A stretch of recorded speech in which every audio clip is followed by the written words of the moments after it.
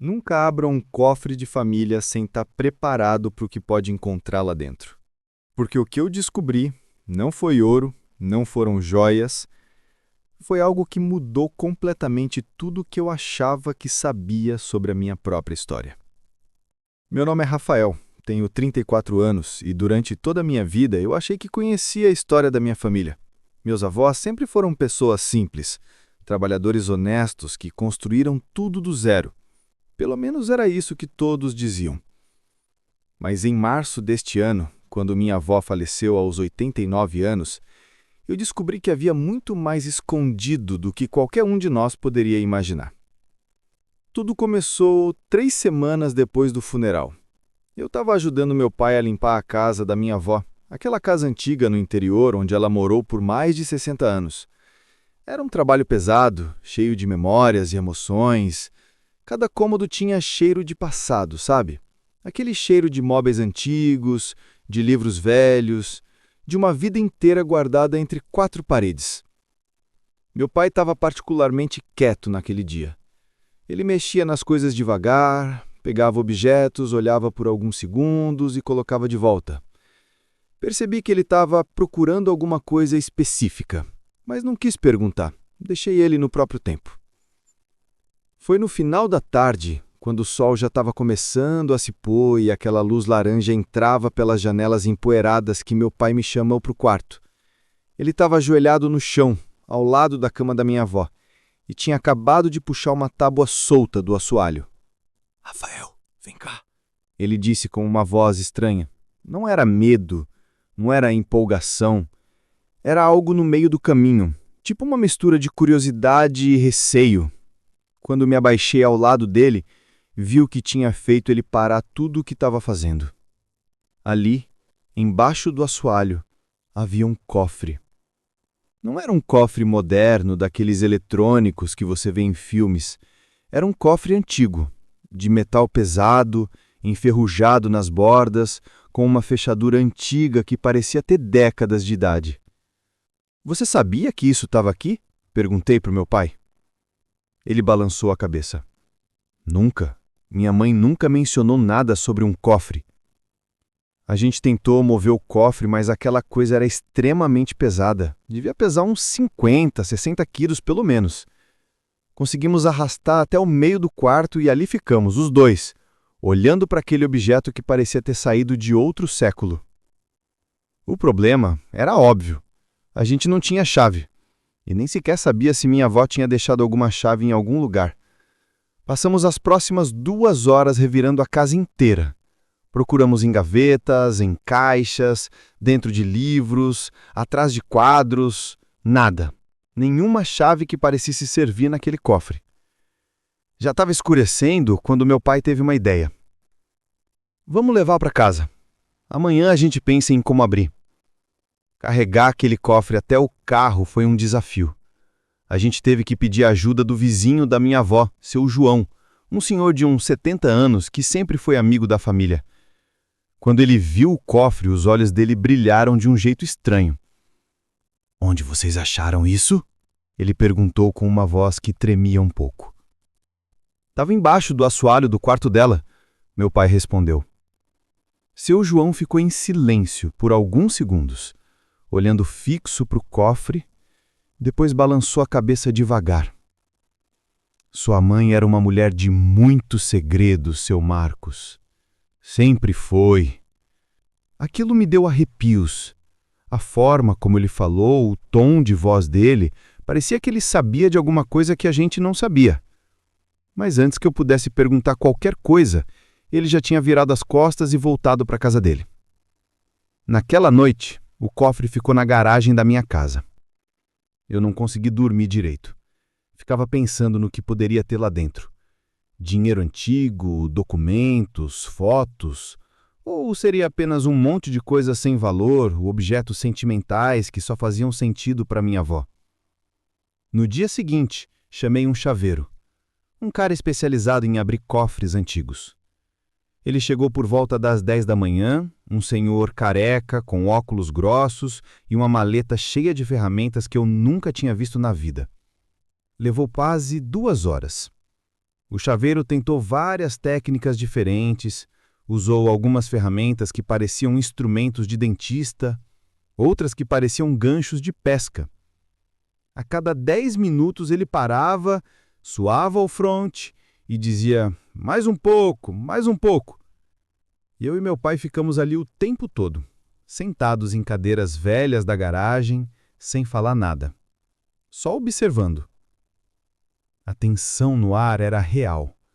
Parecia que a gente estava prestes a descobrir algo importante, mas nenhum de nós sabia exatamente o quê. E então, finalmente, ouvimos o clique. O chaveiro sorriu. Pronto. Ele abriu a tampa do cofre devagar e a gente se levantou das cadeiras tão rápido que quase derrubamos tudo. Meu coração estava batendo forte no peito. Meu pai estava com a respiração acelerada. Lá dentro não havia ouro, não havia joias, não havia dinheiro. Havia documentos. Muitos documentos. Pilhas e pilhas de papéis amarelados pelo tempo, alguns com bordas queimadas, outros dobrados com cuidado. Havia também algumas fotos antigas, daquelas em preto e branco que ninguém mais tira hoje em dia, e no fundo do cofre, envolvido num pano vermelho desbotado, havia um livro, pequeno, tipo um diário. Meu pai abriu o diário com cuidado. As páginas estavam frágeis e a tinta já estava apagada em alguns trechos, mas dava para ler a maior parte.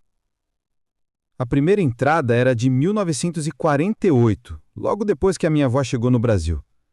A caligrafia era infantil, cheia de erros de português, mas você conseguia sentir o peso das palavras mesmo através da escrita simples de uma criança de 12 anos. Hoje eu cheguei no lugar que vão me chamar de Maria. Eu não gosto desse nome. Meu nome é Helena, mas a tia Rosa disse que eu tenho que esquecer Helena. Helena ficou lá, no lugar ruim. Maria é quem vai viver aqui. Havia dezenas de entradas assim, cada uma contando um pedaço da história que a minha avó nunca teve coragem de contar em voz alta. Ela escrevia sobre as memórias da guerra, sobre ver a casa da família ser queimada, sobre a noite em que a mãe dela a colocou num trem com outras crianças dizendo que elas se veriam em breve, mas Banda sabendo que era mentira. Ela escrevia sobre o sentimento de ser uma estrangeira num país novo, de não entender a língua, os costumes, as pessoas, de ter pesadelos toda noite e acordar gritando, mas de ter que fingir que estava tudo bem. Mas a parte que mais me impactou, a parte que realmente valeria mais do que qualquer ouro do mundo, estava nas últimas páginas do diário. Eram listas, listas de nomes. Pessoas que eu nunca posso esquecer, estava escrito no topo da primeira lista. Eram nomes poloneses, dezenas deles, e ao lado de cada nome havia uma pequena descrição. Minha mãe, Zófia, cabelo preto, sempre cantava à noite. Meu pai, Józef, trabalhava com madeira, tinha mãos grandes. Minha irmã, Cássia, 3 anos mais nova que eu, gostava de bonecas. Páginas e páginas de nomes, de memórias, de pessoas que provavelmente não sobreviveram à guerra, mas que a minha avó fez questão de manter vivas da única forma que podia, escrevendo sobre elas, lembrando delas, garantindo que elas não fossem esquecidas. E na última página, escrito com uma letra mais madura, claramente adicionado décadas depois, estava uma nota. Se alguém encontrar este diário, por favor saiba que essas pessoas existiram. Elas amaram, elas riram, elas viveram, e mesmo que eu tenha vivido uma vida inteira como Maria Santos, eu nunca deixei de ser Helena Kovaski. Eu nunca deixei de lembrar. Quando meu pai terminou de ler isso em voz alta, os dois estávamos chorando. Não era um choro normal. Era algo mais profundo. Era o peso de entender que a mulher que a gente achou que conhecia tinha carregado um passado inteiro nas costas, sozinha, por mais de 70 anos. Nas semanas seguintes, a gente fez o que a minha avó nunca teve coragem de fazer. Usamos os documentos do cofre para tracear a história da família dela. Encontramos registros online, arquivos de guerra, listas de refugiados. Conseguimos confirmar muita coisa do que estava nos papéis. Descobrimos que a família da minha avó era de uma pequena cidade chamada Otwock. Descobrimos que a casa deles tinha sido confiscada em 1942. Descobrimos que a mãe dela, Zofia, tinha sido levada para um campo de trabalho e nunca mais foi vista. O pai, Joseph, tinha desaparecido durante uma batida. A irmã mais nova, Cássia, tinha morrido de tifo num gueto. Helena, minha avó, tinha sido a única sobrevivente da família imediata. E ela passou a vida inteira carregando essa culpa. A culpa de ter sobrevivido quando todos os outros não sobreviveram. Por isso o segredo. Por isso o silêncio. Mas aqui está a parte que realmente vale mais que ouro. Aqueles documentos, aquele diário, aquelas listas de nomes, tudo isso agora está sendo usado para algo importante. Entramos em contato com museus, com organizações que preservam memórias do Holocausto e da Segunda Guerra Mundial. Eles ficaram fascinados com o material. Disseram que testemunhos em primeira mão como esses são extremamente raros, especialmente de crianças que sobreviveram e vieram para a América do Sul. O diário da minha avó agora faz parte de um arquivo digital que documenta histórias de sobreviventes. Os nomes que ela escreveu, as pessoas que ela nunca quis esquecer, agora estão preservados para sempre. Vão ser estudados, lembrados, ensinados para futuras gerações. Aquelas palavras que ela escreveu quando era uma criança assustada em um país estranho, aquelas memórias que ela guardou em um cofre embaixo do assoalho, agora têm um significado muito maior. Não são apenas a história da minha família, são a história de milhares de famílias que passaram pelo mesmo horror. Meu pai e eu também descobrimos que temos parentes distantes na Polônia, primos de terceiro grau, descendentes de uma tia da minha avó que sobreviveu à guerra. Já estamos conversando com eles, planejando uma viagem para conhecer a cidade onde minha avó nasceu. É estranho pensar que há poucos meses atrás eu achava que conhecia tudo sobre minha família. Que a gente era só uma família brasileira comum, com uma história simples e sem grandes segredos. E, de repente, eu descubro que tenho raízes polonesas, que minha avó foi uma refugiada de guerra, que ela sobreviveu a coisas que eu nem consigo imaginar. Mas sabe o que é mais louco? O maior tesouro daquele cofre não foi a revelação da identidade secreta da minha avó. Não foram os documentos históricos ou as fotos antigas. Foi a lição que veio junto com tudo isso. Minha avó viveu como Maria Santos porque ela precisava sobreviver. Ela enterrou Helena Kowalski porque a dor de ser Helena era grande demais. Mas mesmo enterrando, mesmo escondendo, mesmo fingindo ser outra pessoa por 70 anos, ela nunca realmente deixou Helena morrer. Ela manteve aqueles nomes vivos, ela escreveu aquelas memórias, ela guardou aqueles documentos. Porque, no final das contas, a gente não consegue realmente apagar quem a gente é. Pode esconder, pode fingir, pode criar uma nova identidade, mas lá no fundo, a verdade sempre fica guardada. E às vezes, décadas depois, essa verdade encontra a luz. Agora, quando eu olho para as fotos da minha avó, eu vejo ela de um jeito completamente diferente. Não vejo mais só a senhora doce que fazia bolo de fubá e contava histórias engraçadas.